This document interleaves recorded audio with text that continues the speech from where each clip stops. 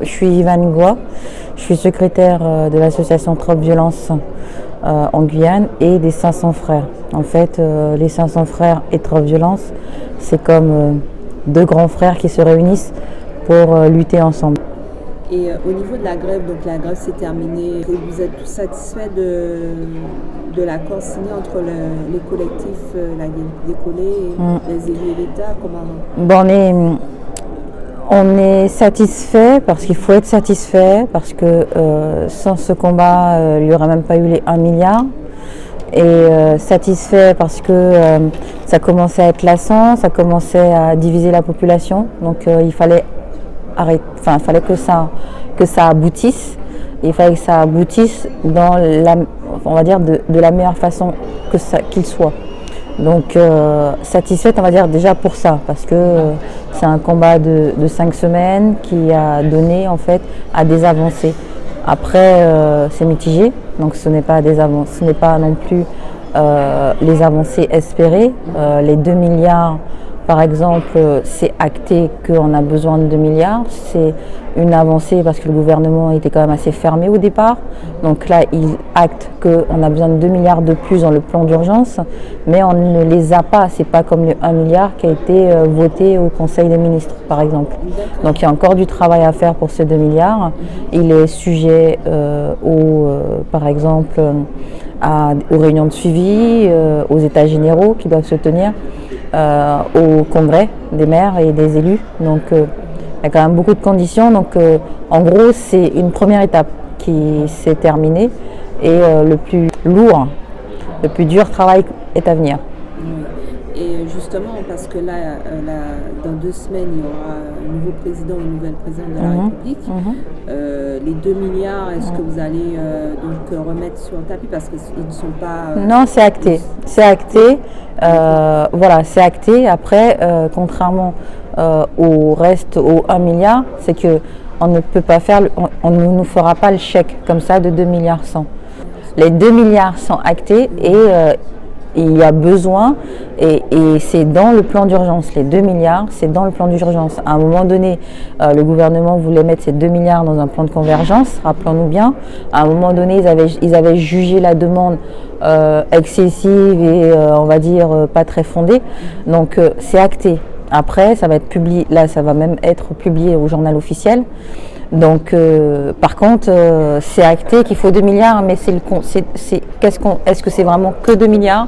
On a encore la possibilité, avec le plan de convergence, d'avoir encore plus. Et surtout, c'est acté qui va percevoir ces 2 milliards.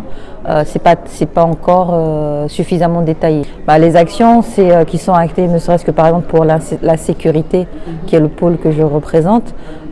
C'est un TGI quand même à Saint-Laurent, c'est une prison à Saint-Laurent, c'est un commissariat, c'est aussi un renfort d'escadron, c'est une cité judiciaire, enfin c'est plein de choses qui sont assez concrètes et dont la Guyane avait besoin. Il y a aussi pas autant qu'on voulait, mais il y a quand même des collèges et des lycées. Il y a quand même un début, on va dire, d'avenir pour aussi la santé, ne serait-ce que de régler les fournisseurs. C'est la première partie, on va dire, pour retrouver un peu de sérénité. Ouais, le pire, c'est l'hôpital de Cayenne, donc, qui mérite 100% de rénovation et qui aujourd'hui est à 10% de rénovation. Donc besoin d'investissement, tout ça c'est pas gagné. Il faut savoir qu'en Guyane, on a un directeur de l'ARS, donc de l'agence régionale de santé quand même, direction. Et c'est à se demander comment la santé peut être dans cet état en Guyane, tout en ayant l'ARS présent sur place. C'est pas tous les départements qui ont l'ARS présent sur place. Donc il y a des questions à se poser et le gros reste à faire. Il y a le centre hospitalier de Kourou qui devait être cédé et qui finalement sera public et n'est plus cédé. Il y a aussi un problème de paiement des fournisseurs pour l'hôpital de Saint-Laurent. Donc tout ça fait partie du plan d'urgence et des fameux 1 milliard. Oui, il y a aussi le problème de clandestinité. Oui, l'immigration. Comment ils vont faire pour justement protéger l'immigration, pareil, au niveau sécurité, ça fait partie d'une de nos revendications, c'est le contrôle des fleuves qui sont frontaliers 24 heures sur 24. Donc du coup, par rapport à l'insécurité et tout ça quand même, il faut savoir quand même en Guyane sur nos ratios d'insécurité, on est comparable au Brésil. C'est-à-dire qu'on a autant d'insécurité, autant d'homicides, autant de meurtres qu'au Brésil. Aujourd'hui, avec l'orpaillage illégal sur des communes comme Camopi ou ce genre de choses, on n'est même plus propriétaire de nos terres. Enfin, propriétaire, c'est-à-dire que l'orpaillage illégal, donc les gaillards-perros ou tous ceux qui en vivent, aujourd'hui, il est quand même inadmissible de savoir que nos frontières sont ouvertes. En fait, c'est open bar. Autant on est contrôlé quand on va au Suriname ou quand on va au Brésil, que pour rentrer dans le pays, la première frontière, c'est le barrage d'Irakubo, qui est à 1 heure, un petit peu plus d'1 heure de Saint-Laurent.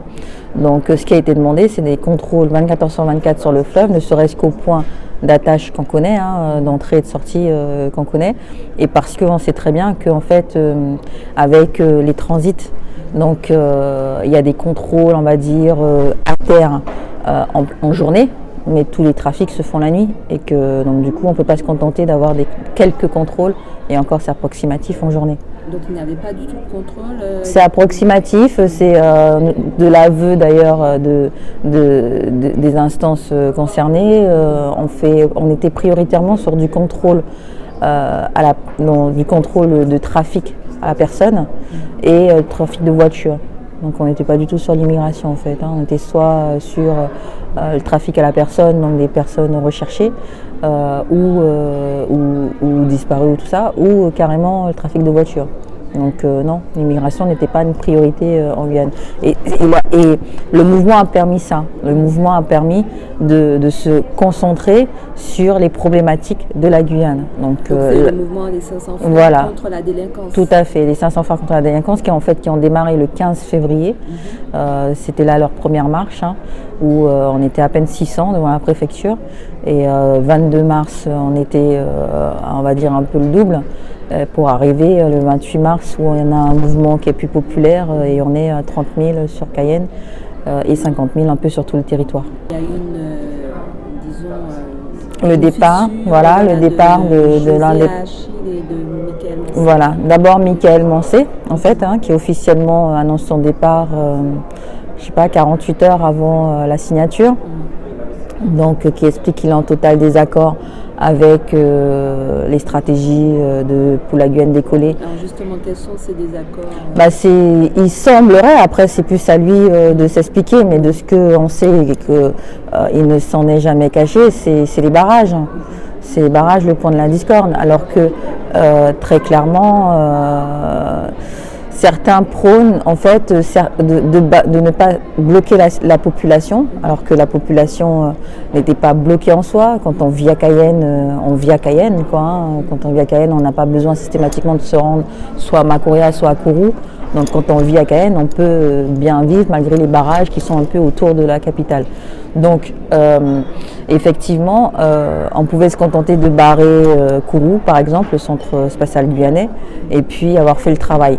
Mais il ne faut pas oublier que le problème de la Guyane, c'est un problème du territoire, qu'on était aussi en train de revendiquer pour les communes enclavées. Il y a des communes qui n'ont pas d'électricité, il y a des communes qui n'ont pas d'eau, il y a des communes où on n'a pas de route. Donc on se battait aussi pour tout ça. Donc la question est simple en fait, des organisateurs et des autres, c'est de dire pourquoi bloquer que certains points alors que c'est toute la Guyane qui va mal. Alors qu'en plus, Cayenne, il y a certains qui se plaignaient, mais dans les communes, il y avait des gens mobilisés, enfin il y avait un barrage quand même à Camopi à base de pirogues, quoi. Donc il y a les gens la population de l'intérieur qui souffre au quotidien, donc qui a du mal à circuler justement, parce que il y avait comment dire ça, il y a eu un collectif contre les barrages qui s'appelait Pour la Guyane circuler. C'est une aberration parce que à Camopi, à Maripasoula, à Saül, on ne circule pas, quoi. On ne circule pas et c'était ça le message, de dire que c'est toute la Guyane qui est bloquée, c'est toute la Guyane qui n'en peut plus. Alors justement, au niveau des transports, c'est étonnant de voir que les gens, par exemple, pour aller de l'aéroport Félix-Éboué à Saint-Georges-Oyapock, il n'y a pas de, il n'y a pas de solution. La voiture, voilà. Ou sinon il faut prendre la pirogue pour aller ou en avion. Il n'y a pas de solution. C'est avion ou voiture. Même là, vous avez encore été loin, mais Saint-Laurent, c'est une route, par exemple. Saint-Laurent, il faut s'y prendre à 2 jours avant pour pouvoir. J'ai des personnes qui arrivent à l'aéroport et qui doivent aller sur Saint-Laurent. Il faut trouver un taxi et puis la route. Au moins il y a une route. Mais non, les communes de l'intérieur, elles vivent ce problème de blocage qu'on a simulé, si on veut, au quotidien. Oui, c'est ça le message. Développer les infrastructures, les transports. Oui, il y a aussi de l'infrastructure, oui, dans l'accord Guyane. Il y a aussi de l'infrastructure, il y a aussi des routes. La Guyane, c'est quand même le plus grand département et du coup, il n'y a pas d'autoroute, il n'y a pas de route à 2 voies, 3 voies, 4 voies. Enfin, elles sont rares. Il y en a une. Mais c'est rare, quoi. Et comment l'expliquer justement ce peu de développement par rapport aux autres départements comme la Martinique où il y a une autoroute? On a compté sur les institutions ont compté sur le silence des Guyanais. Du coup, en fait, c'est sûrement parce que c'est pas aussi touristique que la Martinique et la Guadeloupe.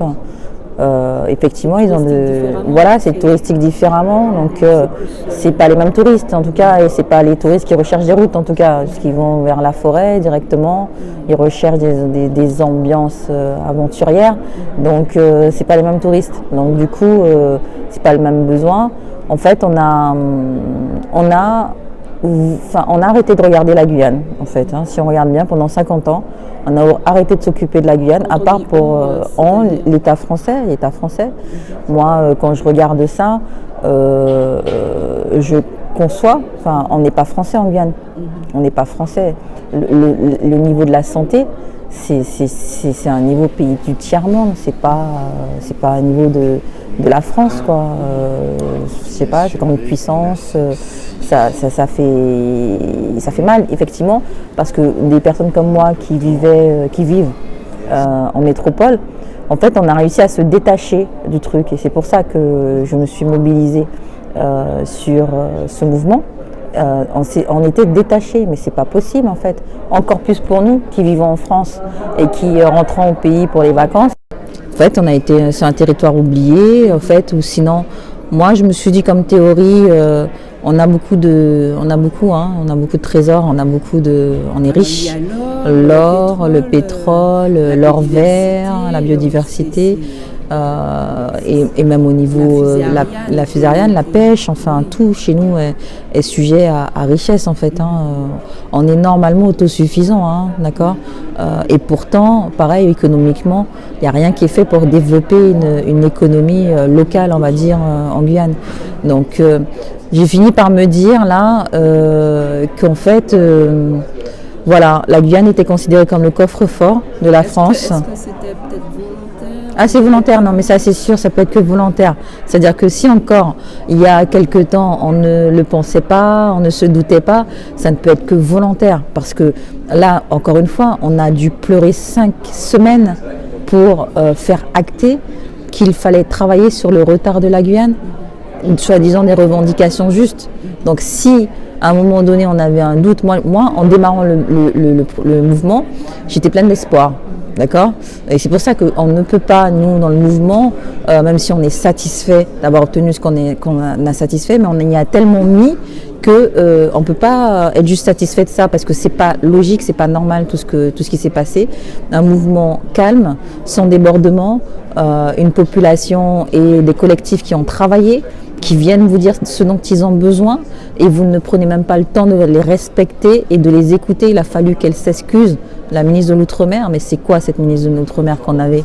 Le prochain, j'espère qu'il sera meilleur. En fait, c'est un manque de respect qu'elle ne se soit pas déplacée tout de suite, en fait, à l'appel des Guyanais dès les premiers jours en Guyane. Elle a quand même, à un moment donné, donné une excuse de réserve et de je ne sais quoi pour finalement se déplacer. Donc c'était ridicule, en fait, de ne pas vouloir se déplacer. Je crois qu'elle a mis plus d'une semaine, si ce n'est pas 2 semaines, pour venir. C'est pas possible. C'est pas possible. C'est irrespectueux.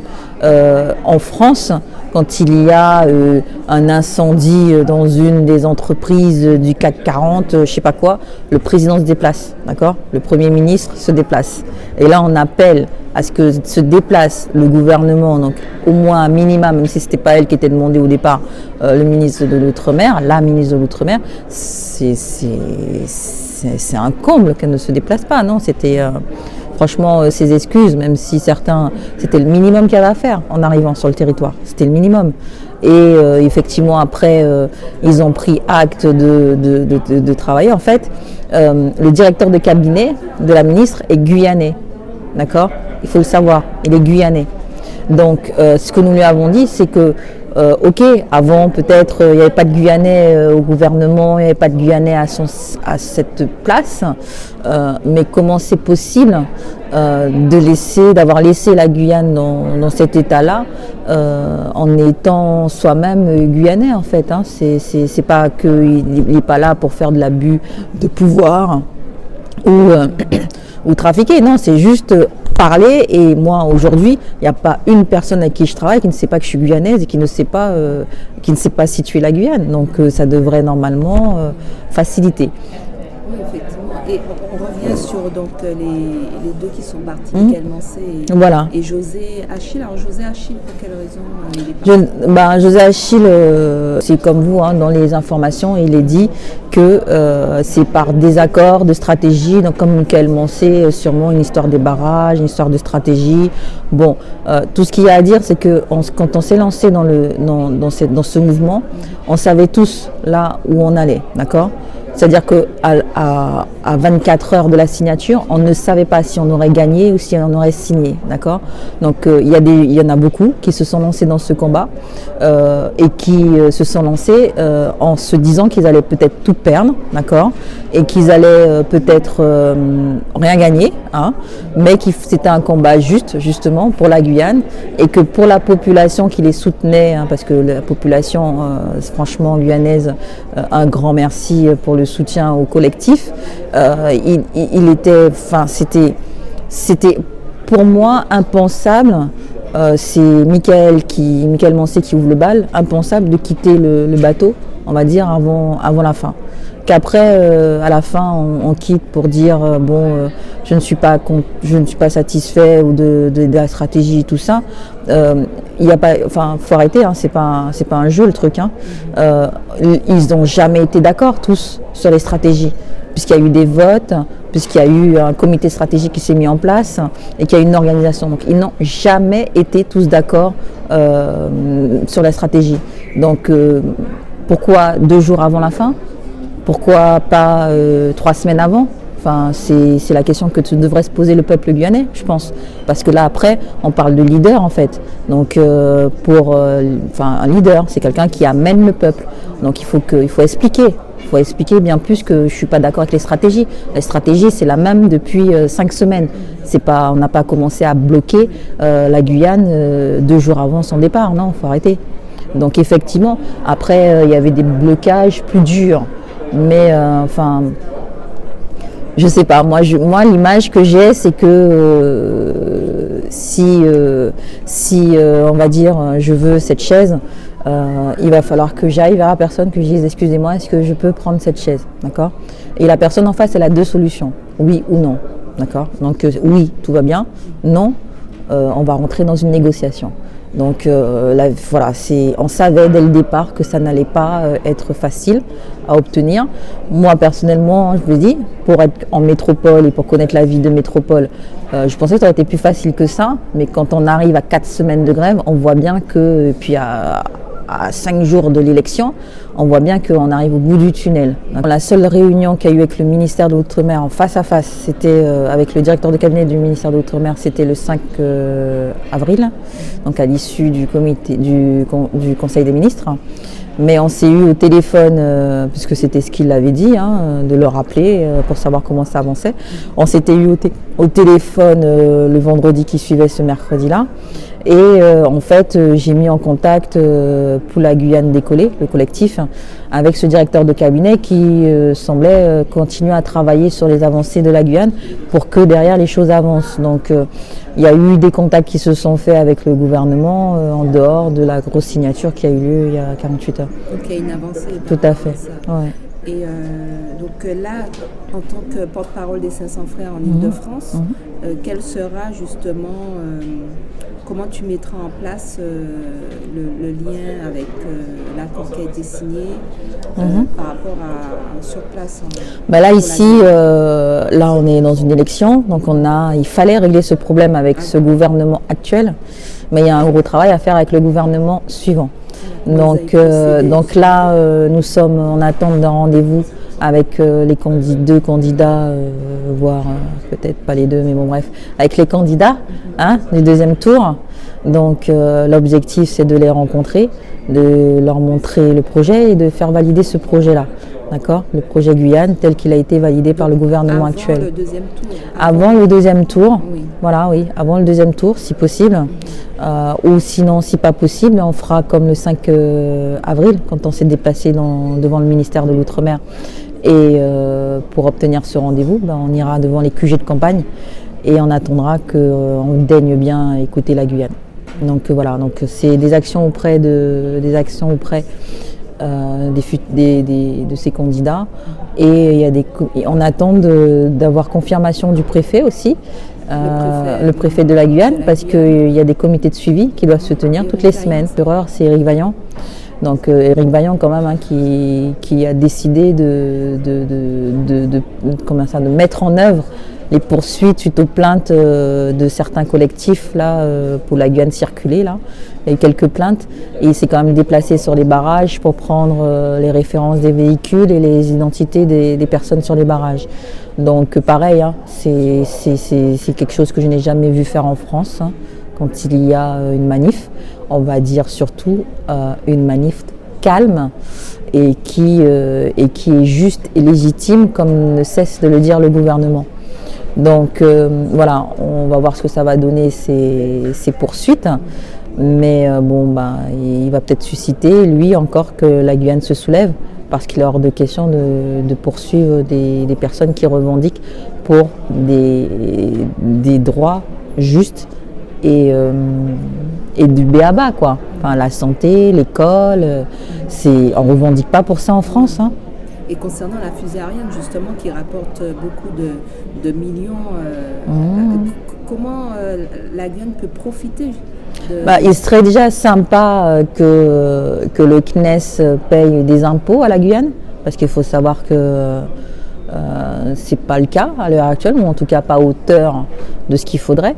Donc ce serait bien qu'ils payent des taxes et des impôts pour exercer une activité dans le pays, et qu'ils participent à la vie locale, qu'ils participent à la promotion de la formation des jeunes, qu'ils participent à le développement de l'économie et pas simplement de quelques-uns, qu'il y ait une fondation. Il devrait y avoir une fondation CNES qui participe à l'économie de la Guyane. Parce que ce qui est étonnant, c'est qu'autour de la fusée Ariane, on retrouve des bidonvilles. Ah oui, non, mais c'est tout à fait ça.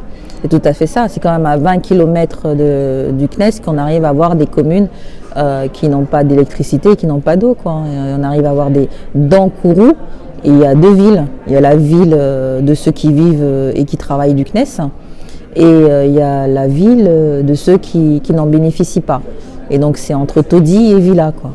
Donc sinon, effectivement, c'est pas possible. Et c'est ce qui a été demandé. Donc là, ils ont été capables quand même de perdre 5 semaines, parce qu'à chaque fois, il y a des pénalités de retard pour les fusées qui ne sont pas parties. Donc il y a eu 4 semaines, grand max, je retire la dernière, c'est cadeau. 4 semaines de pénalités, on a été capable de les payer et on n'est pas capable d'investir pour la Guyane. Et on dit bien la Guyane, on ne dit pas Kourou. Parce que Kourou, effectivement, si on regarde bien de manière globale, s'en sort quand même plutôt bien par rapport à d'autres communes qui sont juste à côté, juste pas très loin. Quand on passe par Sinnamary ou qu'on continue par aller jusqu'à Saint-Laurent, il y a du travail encore à faire. En dernière question, Qu'est-ce que tu attends de ce gouvernement, du nouveau gouvernement? Moi, j'attends de ce nouveau gouvernement, j'espère que maintenant il est clair que la Guyane est une richesse pour elle-même et une richesse pour la France. Donc c'est quand même dommage de devoir le dire. Je ne comprends pas, et on est plusieurs à ne pas comprendre, que ce département soit pas, on va dire même, aller le plus développé avec tout ce qu'il apporte ou tout ce qu'il peut apporter à la Guyane, à la France, pardon. Comment ça se fait que ce ne soit pas le même, pourquoi pas le plus développé? On rapatrie notre or, on laisse nos enfants, les jeunes, mourir. Ils meurent, les jeunes. Ils meurent à cause de la drogue, ils meurent à cause de la précarité, ils meurent à cause de l'insécurité.